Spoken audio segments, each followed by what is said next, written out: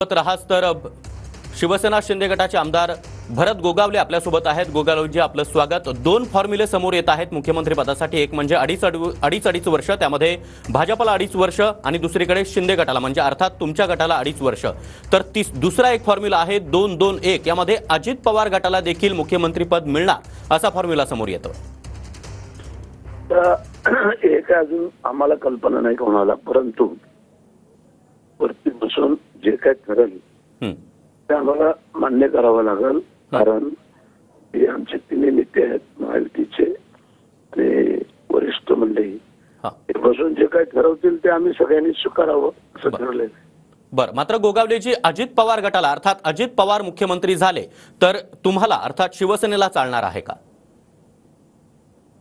सगळ्यांनी जर बसून ठरवलं तर महायुतीमध्ये आता आम्ही सगळे एकत्र लढलेलो आहोत, त्यामुळे आम्हाला काही गोष्टी स्वीकाराव्या लागतात। बरं, आणि जर कुठलाही फॉर्म्युला समोर आला तरी सुरुवातीची वर्ष अर्थात सुरुवातीला मुख्यमंत्री कोण, शिंदे की फडणवीस? ते काय हे ठरवतील ते मान्य।